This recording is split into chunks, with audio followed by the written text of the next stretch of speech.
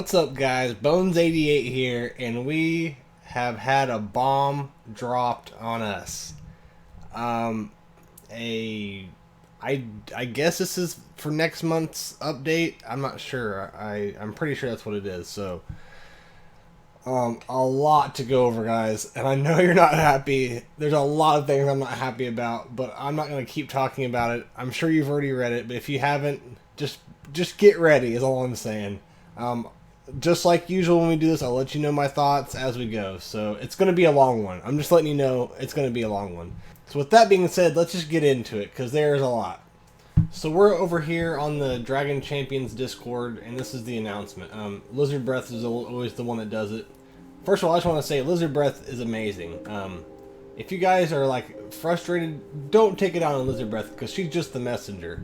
She's not actually making all the stuff and making the decisions. She just takes what we think and she gathers all the information of what we tell her, and then she presents it to the devs, and it's up to them to either do it or not do it.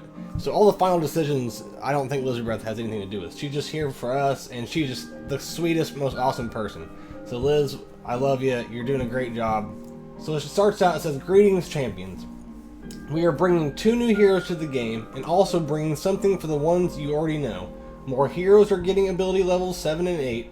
Also, starting from this version of the game, you will be able to take your heroes to gear level 13, making them even more powerful.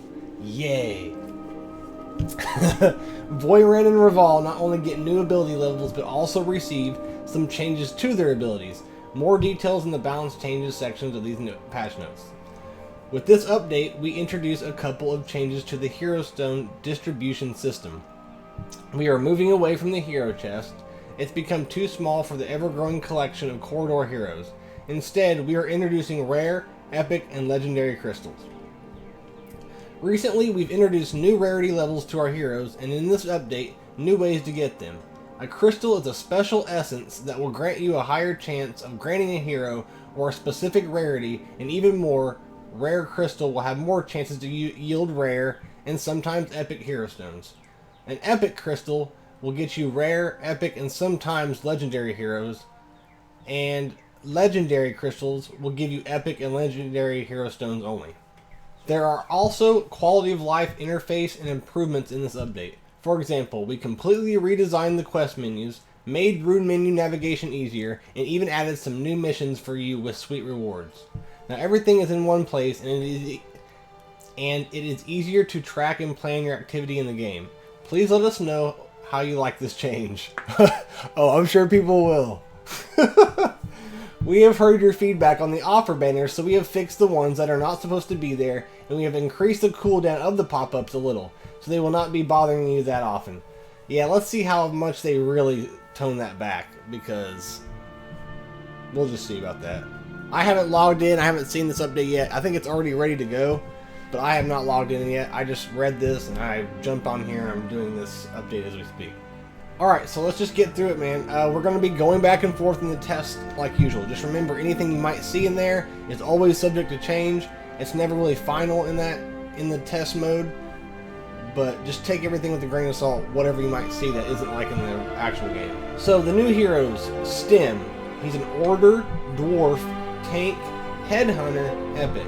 And he'll be available as the Battle Pass in Seasonal Technology starting from July 1st. If you follow my channel, I've covered him before in other videos showing him off, so he's not much of a surprise, but it may be to a lot of other people. This next one I'm really excited about is Nessa. She's that snake lady that I was, like Medusa type character that I also showed off in some videos before.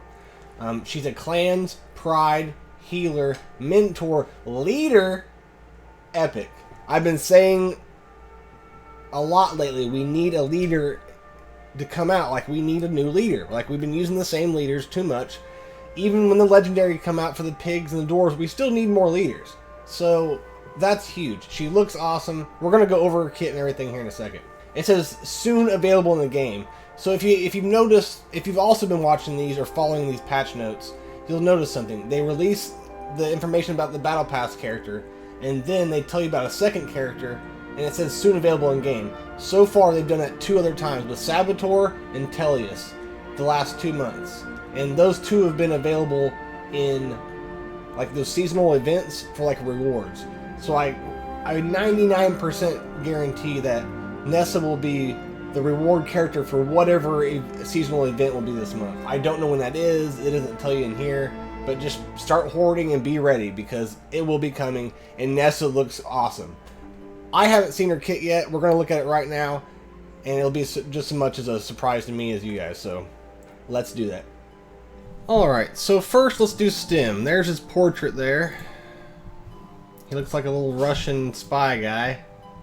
Like one of their people who design their technology and stuff. It's pretty cool. Alright, so I like to start with this passive because it kind of explains things as you see it. So, his passive with a 7, out of the frying pan into the fire. He loses 10% charge upon taking damage, and if lost at least 10%, he gains shield equal to 20% of his maximum health. If Stim has taunt and no more than 30% charge, he gains 15% charge instead. I mean, what that's saying, it's pretty big. So if he gets hit and he loses 10% or more, he gains shield equal to 20% of his maximum health. So as long as he's above 10%, every time he gets hit for more than 10%, he's gaining 20% of his max health. That's pretty big, I think. For the most part, if you're keeping charge up, they're always going to be hitting for more than 10%. Always. So you're going to be constantly gaining shield. That's pretty big. That's pretty big. It's bigger than you think it is. And then if he has taunt and no more than 30% charge, so 30% or less, he just gains more charge. So does that mean when he has taunt, he doesn't get this benefit? I'm not sure. I'm really not sure. It's a little confusing, but if it's what it reads, that's pretty big for a passive. That means he's just sitting there getting hit and gaining health back. Alright, so his third ability, Steam Accelerator. It's all the way up to a 7, and it gains taunt for 1 turn. That consumes up to 50% charge. For each 25% charge consumed, that prolongs the effect of taunt for 1 turn. So he gains shield equal to 35% of maximum health. So already I can tell just put all health on him, because already his passive in this one relies on his max health. So when you're ruining him, you're going to want to ruin him max, as many health runes as you can. And so what it's pretty much saying is you can have up to 4 turn taunt. If you're all the way at 100%, he will taunt for 4 turns. If you're at 75%, 3. If you're at 50%, 2. If you're at 25%, then 1 turn. So the higher the charge, the longer he'll taunt, pretty much. And he gains some health. So the second ability, Claw of the Stoneforge. And it's a 7. It deals 380% physical damage to an enemy. It consumes up to 20% charge. For each 1% charge consumed, he gets 5% chance to inflict damage decrease, ability block, and potency decrease for 2 turns. So I don't know, whenever I remember, I'd probably try like a potency northwest rune, but still keep it all, heart runes. I think he'll be pretty good tank, because you got to have potency to land these things, and the more percentage you have on him, the more charge you have on him, the higher chance of you landing those too. So, but you also want high potency. Alright, not too bad. So his basic, he deals, it has a 7 and it's called Energetic Impulse. He deals 330% physical damage to an enemy. Dealing damage to the target with less than full health restores 35% charge to Stim and Rally.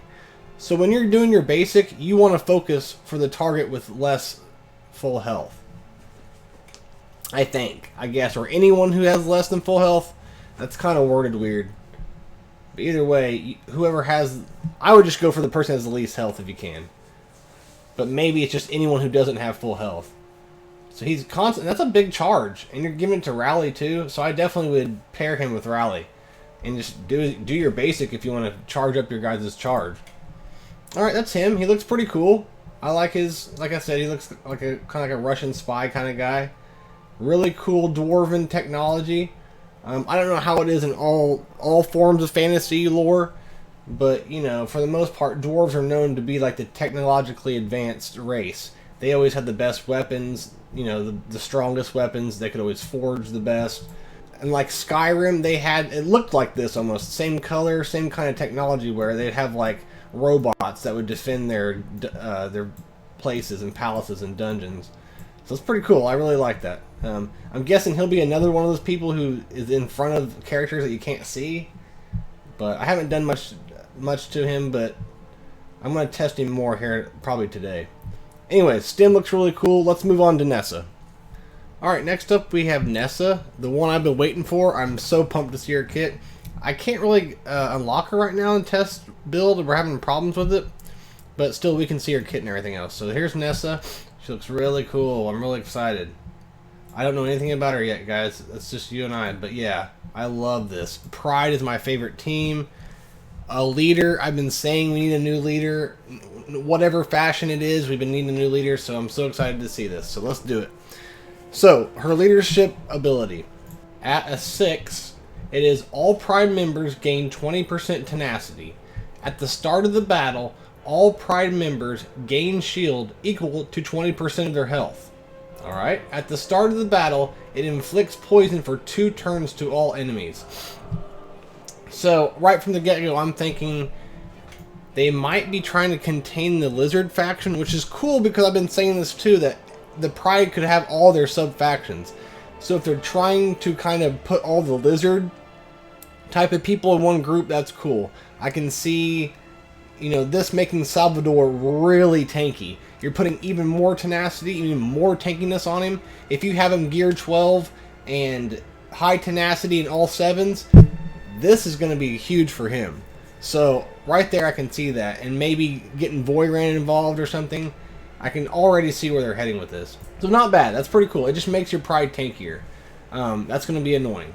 Because one thing is they're very defensive. And if you have the right people on the team, they can be offensive too. They're my favorite clan in the whole group.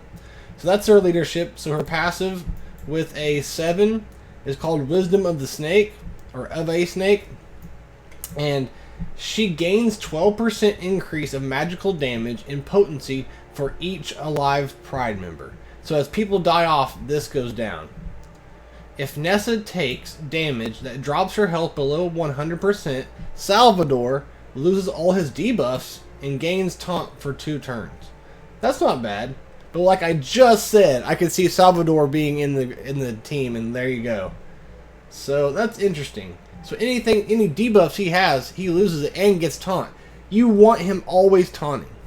But it's kind of strange because now pretty much this makes Hera almost unusable. Because if you're putting this leadership with Salvador, the only reason you use Hera is for her synergy with Salvador. She puts taunt off right from the get-go. So if you're using Salvador with Nessa here, Hera will be obsolete. She'll be one of the worst characters in the game. And that's what it's looking like right now. I haven't tested this yet because I can't unlock her, but I'm waiting. Alright, third ability, Spirit of the Cobra.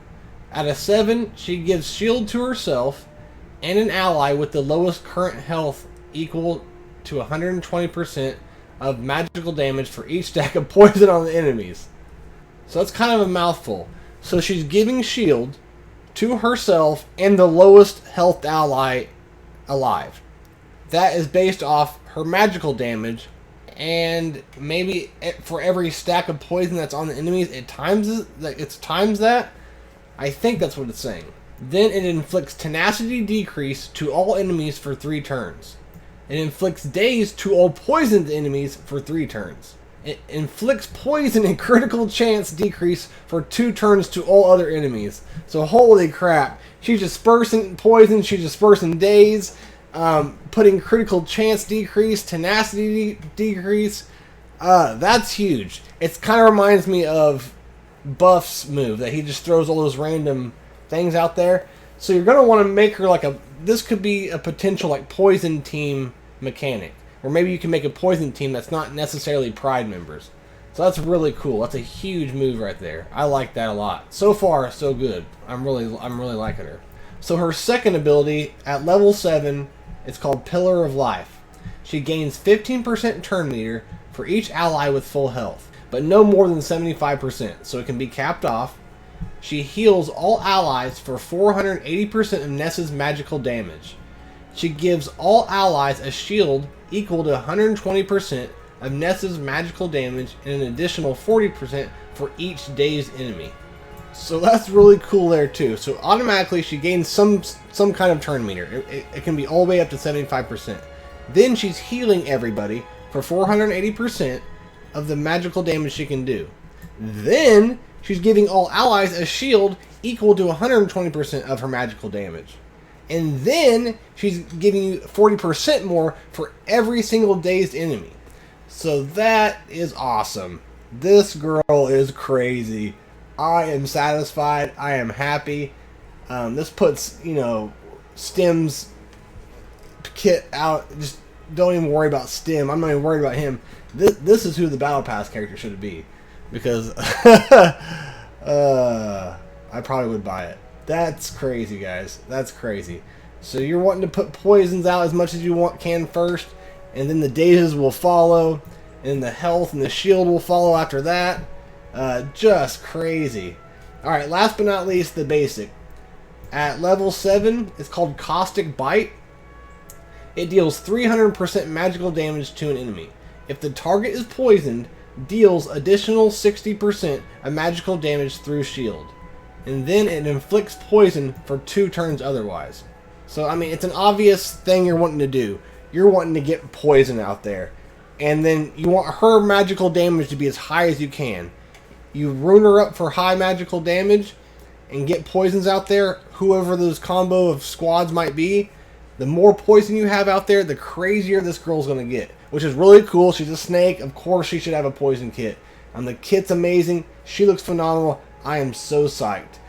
It doesn't say, but I 99.9% guarantee she will be a seasonal event character. Start hoarding. Start doing whatever you have to do to get in the top 300 to get this lady. Because I am doing the same. I'm not spending my Dre coins. I'm saving it all for that event. So excited. I don't want to keep talking about it. I cannot wait for this character. Let's go back to Discord and let's move on, because we have a lot to go over still. Alright, so that was the fun part.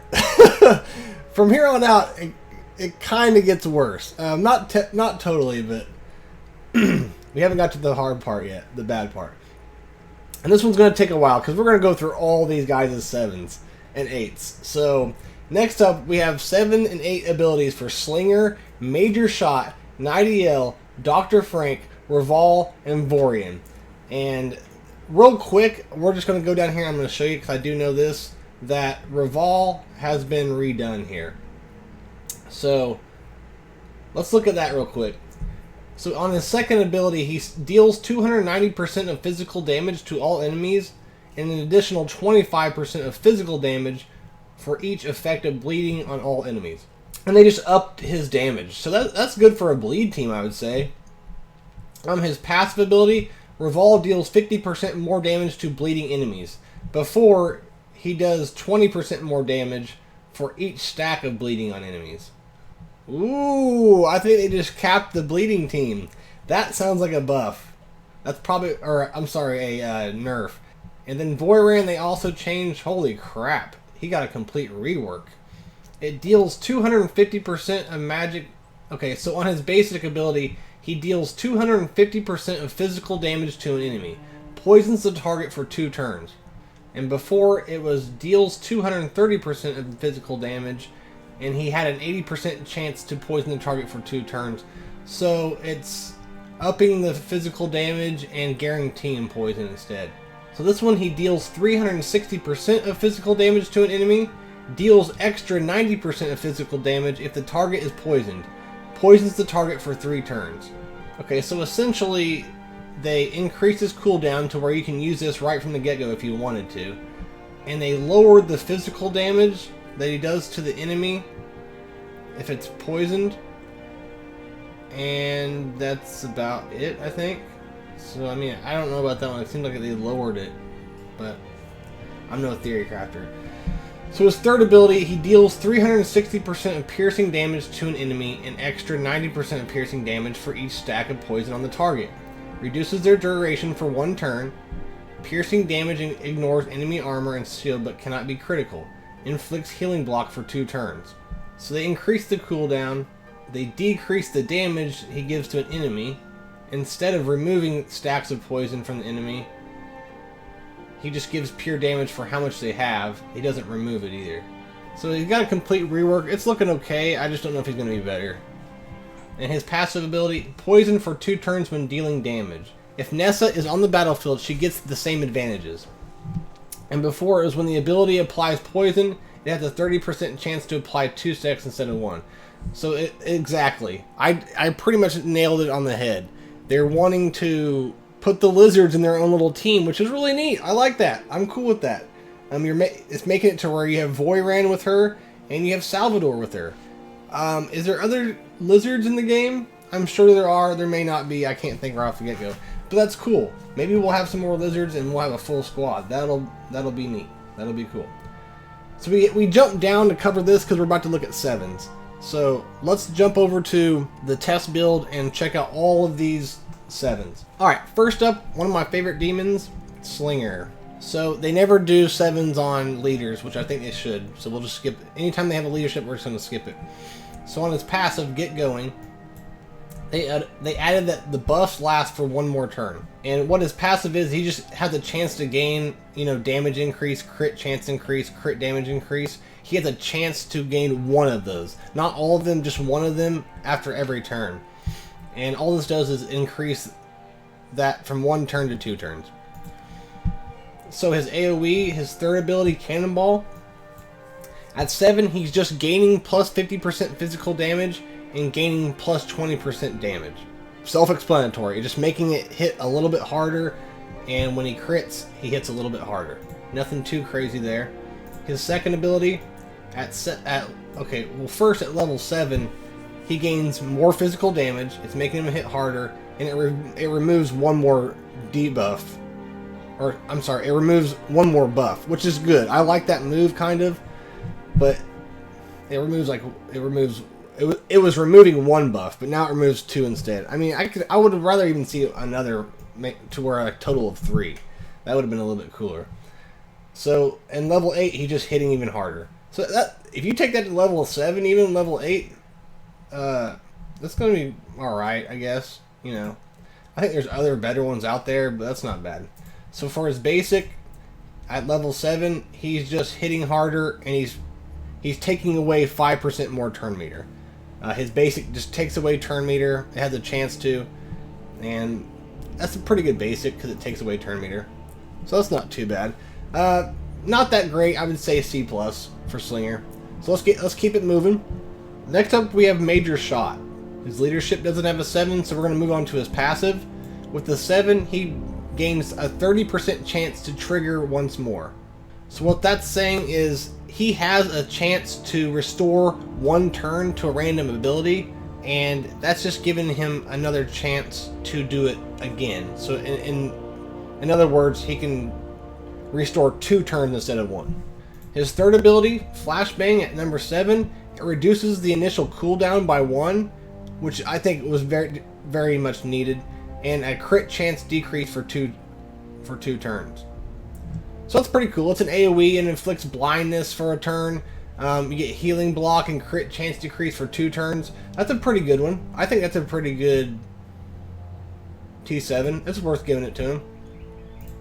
So his second ability, it has a 7 and an 8.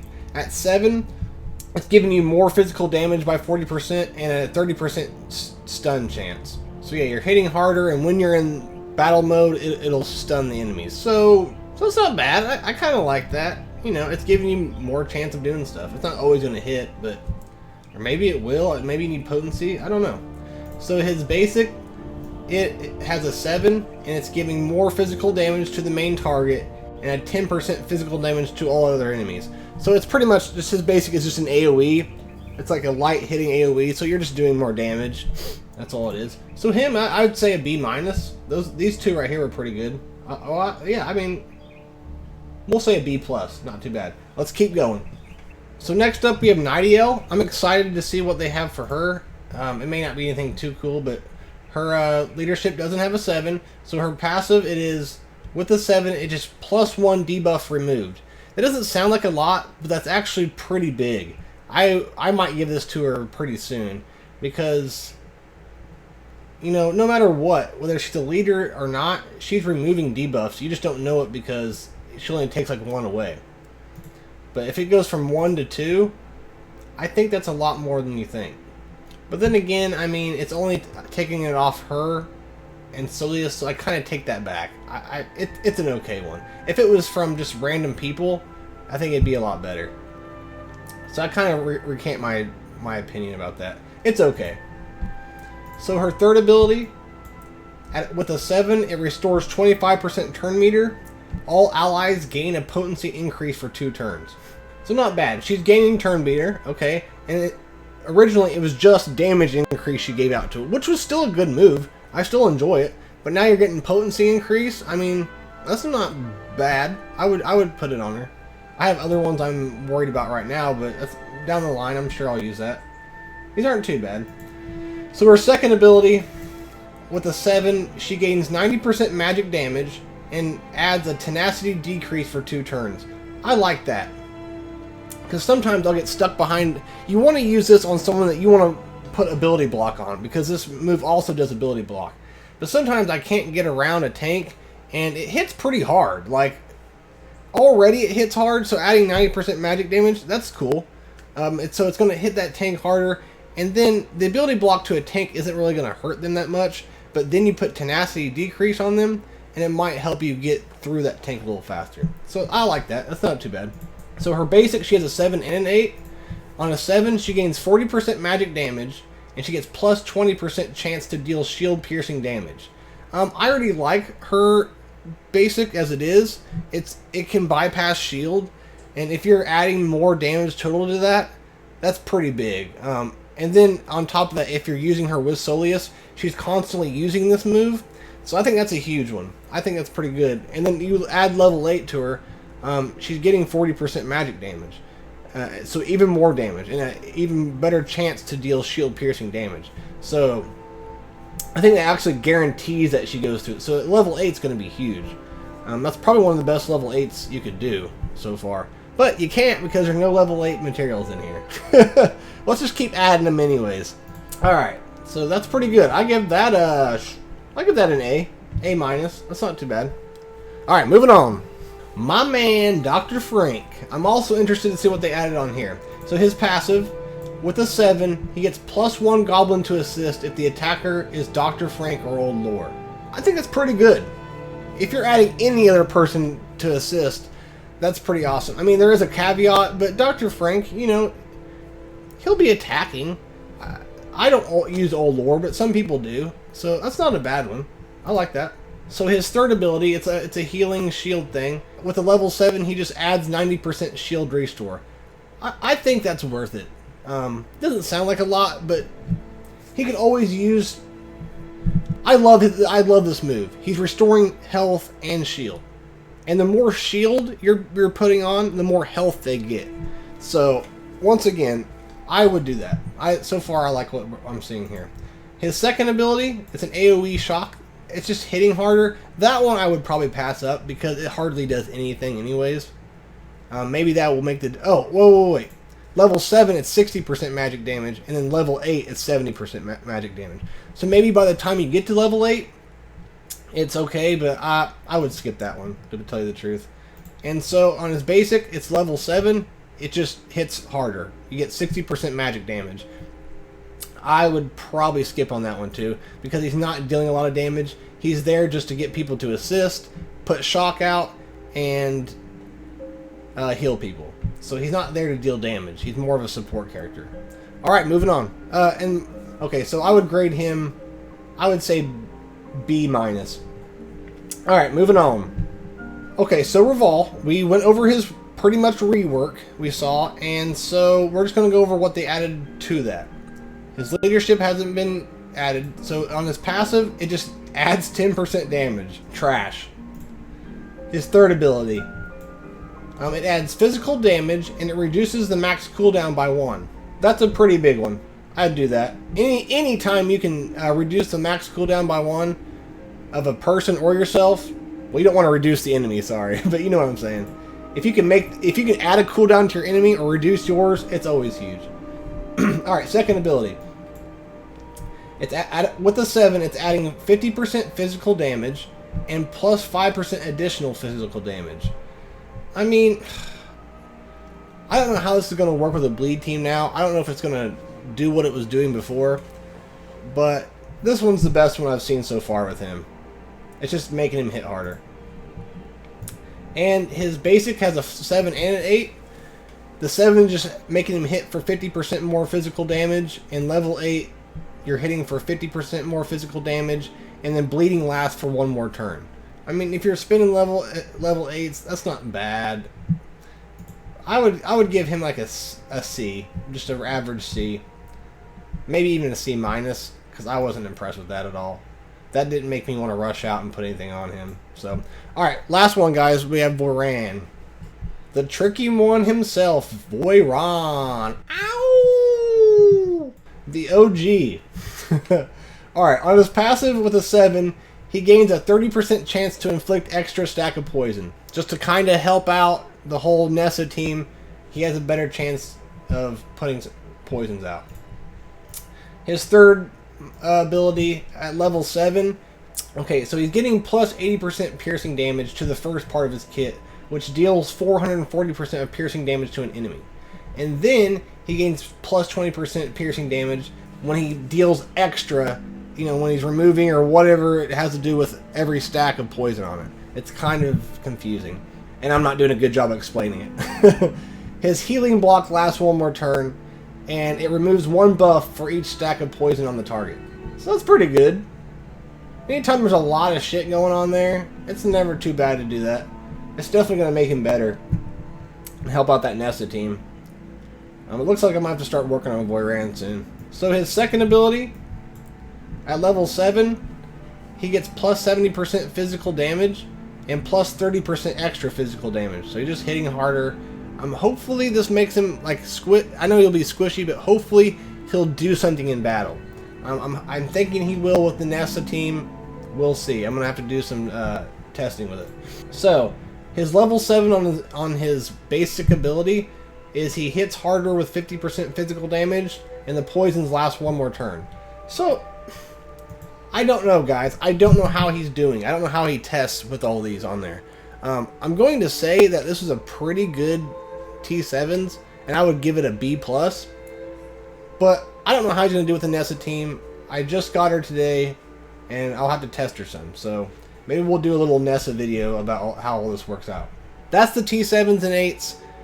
Let's get back to the Discord and keep on rolling, kids. Alright, now it's all downhill from here. Guess what, guys? Next up on the list, you can now upgrade your heroes to gear level 13. No? No applause? No one's happy about that? Neither am I, guys. Neither am I.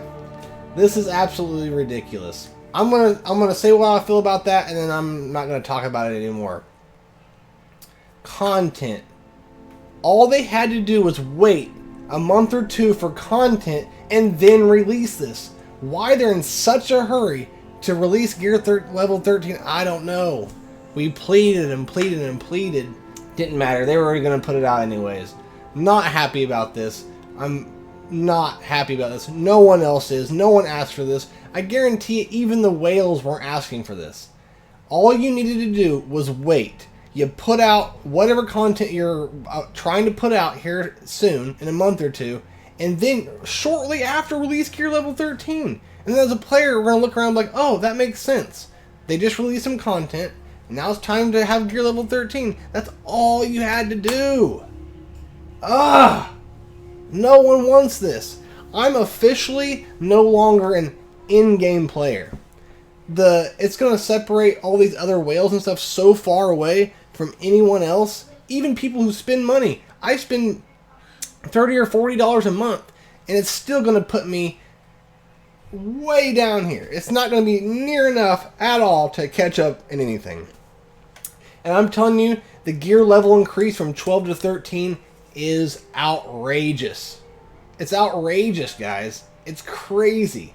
It's crazy, it's crazy, it's crazy. Like, not quite, but almost doubles whatever health and shield you have. I'm not gonna keep talking about it. Just know that I'm just as unhappy as you guys are about it, and so is everyone else. And it was just the wrong time. I'm not against gear level 13 in the game. I'm just against it right this second. Release your stuff. Release your content you're coming out with. And then release this. People are already unhappy with the game. They're already mad. They're already ready to quit. And then on top of that, throwing gear level 13 on top of people right after you've gotten so much, flack for what you just put out a couple weeks ago. It's literally like kicking you in the nuts and waiting for you to go on the ground and just kicking you in the face until you're knocked out. That's what it's equivalent to. Like, come on. You couldn't have waited a little bit? That's it. I'm not quitting the game. I'm going to be here still. I'm not quitting, but man, come on. Like Q Randy Moss. Come on, man. Moving on. The Tobald Hero Stones are now available from Invasion of Demons Campaign 312. We've been asking for Tobald. Finally getting him farmable. We need to. With him being farmable, that tells me that the legendaries have to be coming soon. I think that's why they put him off for so long, so that people will probably have to kind of rush and buy his stones to get him. I could be wrong. With that being said, where's Wukong? Where's all these other people?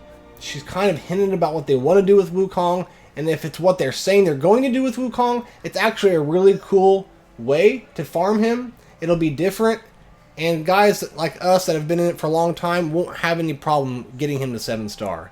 And also, Liz said that he should be in the next update. They wanted him in this update, but they had to put it off for whatever reason. Probably for all this other stuff. But if they would have threw that in, that would have been a little bit more for people to talk about than hate on. So, either way, he's coming soon, and I think I know how he's going to be farmed, and it's pretty cool. So they have a new quest and missions interface. It's now easier to track all your quest progress in one place. This update's already out. I'm not going to go show that. I'm going to try to get this over with. It's just changed a little bit. The boxes and text are different. Not necessarily better or worse. It's just different. This I will have to show you. They replaced the hero chests with crystals. It's a special essence of various rarity, rare, epic, and legendary. Now we know why they put legendary, epic, and rare on everybody. We didn't know what the hell it was about, but this is why. They were going to implement this later on. So they added new rewards that include crystal shards for completing daily quests every day during the week and month. And hero chest keys were replaced with crystal shards. So if you had a bunch saved up, they converted them into crystal shards. And I don't know if this has to do with anything, but they lowered the number of stars required for summoning some heroes. For example, most rare heroes have become a 1-star unlock. Most epic heroes, 2-star unlock, and so on. I don't know if that's better. I don't know if it's worse. To be honest, I have most people to 7-star. But I'll see how it works in my free-to-play account. I don't know. But I will say, this really screws over the free-to-play account like I had, because I like the times 10 hero chests. They guaranteed you like 50 shards, and I'm just telling you guys now, this is their way of monetizing it. Monetizing hero shards. It's their way of decreasing the amount you get out of a times 10 hero chest like you got before, and you're going to pay more money for it. So they increase the Dre coins it requires to get the good characters. It's just decreasing your chance to get the good ones and increasing the profits. It's what it's coming down to. Also, this is exactly like Raid. If you haven't played Raid, this is how you get characters in Raid. It's not the same game. Like, you don't progress your heroes and level them up the same way. It's a completely different system. So we'll see how this works out. I just don't see it working with this kind of hero collector. Maybe I'm wrong. So let's go over there and check it out, how it works. This won't take long. So as you see, you have a new Summoning Heroes tab here. Click on it. So it tells you what you can get. Obviously the cheaper, less expensive one is the blue one. It's a rare crystal. you can only get rare or epic characters. That's it. You'll never get a legendary. And I'm telling you now, the chance of you getting an epic is very slim in these. You have a chance, but they're going to be very, very slim. And so you'll mostly just get rares.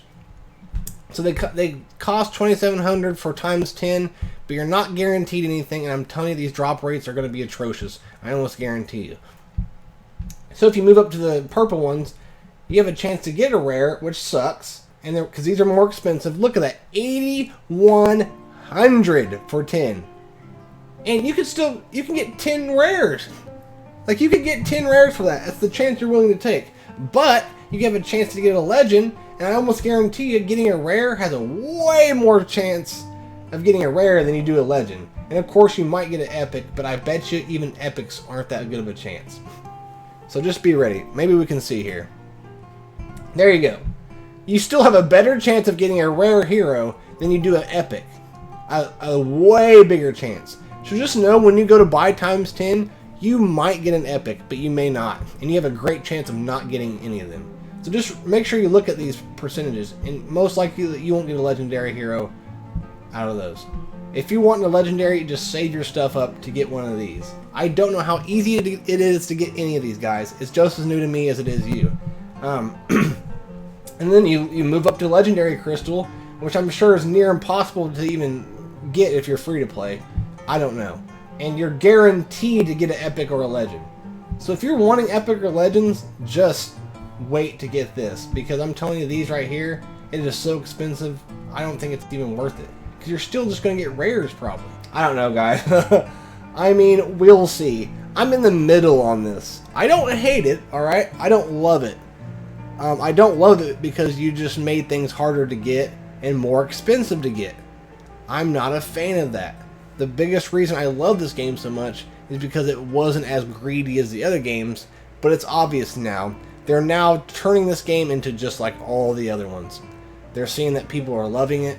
They're seeing that people are willing to spend money on it when they won't spend on it in the other games. And they're being greedy, guys. They're being greedy. I don't agree with it, but when you've played Galaxy of Heroes for 6 years, it's not a surprise. And in the end, I'll still keep playing. I still play Galaxy of Heroes, and I've never spent a cent on it. That's the thing about this. If this update's really making you mad, just sit there and think, do I enjoy playing the game? If it's a yes, then keep playing. Maybe just stop spending money. I'm not telling you what to do or what not to do. I just encourage you to keep playing if you enjoy the game. If you don't enjoy the game, you shouldn't play it at all. But maybe just decrease the amount you spend or don't spend at all. But I encourage you to keep playing if you still enjoy playing the game. Will you unlock the characters fast? Probably not. Are you going to be competing with all the best people in the game? Probably not. I'm telling you guys, the best people in the game aren't people who are skilled in the game. They're the ones with the biggest pockets, the credit cards. Whoever has the most on their credit card is who's going to excel and be at the top. Don't let that bother you. Just remember that the top players are mostly, not 100%, are mostly people who spend a lot of money. Very rarely you're going to find somebody who's completely free to play who can keep up with that. Because free to play or, smaller spenders like minnows and dolphins, they can't keep up with krakens. You'll never will. They're paying for time. You have to spend your time to stay somewhat up with it. So just remember that. Don't let this game affect you negatively. Don't let it piss you off today. Like, I am not happy about this stuff either, but at the same time, I do enjoy the game. I love the characters they're putting out, the kits that they're doing. They're doing a lot of good things, just a lot of bad things too. So ask yourself, do you enjoy it? Do you not? If you don't, just leave. If you still enjoy it, keep playing. You can spend the same amount you want, or you can decrease it or not spend it all. But keep playing, because I love you guys. I love the community, and I don't want to see people quit. That's the worst thing. So I'm going to quit ranting on. We're going to pull a rare crystal and just see how it works. Let's do 10. Why not? Let's see how it looks. And here's my next complaint. Okay, so let's see the characters that we got. Hard works good. Amara, okay. I think this means, I don't know what this means. When they're golden, I don't know what that means. Because he's not golden. Maybe you got a shitload of shards, I'm not sure. Mortha's trash, Hilda's trash, Selena's trash, Ambulance you'll need, Mortha's trash, Centurion's really good, Foul's okay, Revel's in the middle.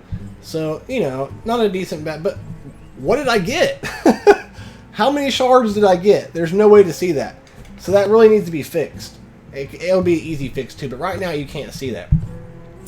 So the way you can get around that is if you have 7 stars already and you're just getting extra shards, you go over here, which I'll be able to do because I'm on the test account.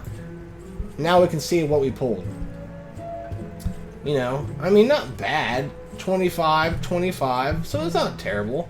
But it's nothing like the times 10 hero chest, and that's gonna, like, you have to approach free-to-play differently now. Not amazing, but not bad. So that's what we got. But yeah, we need to be able to see what the shards pull up. That's about all for that. Let's go back to Discord and let's get this thing done.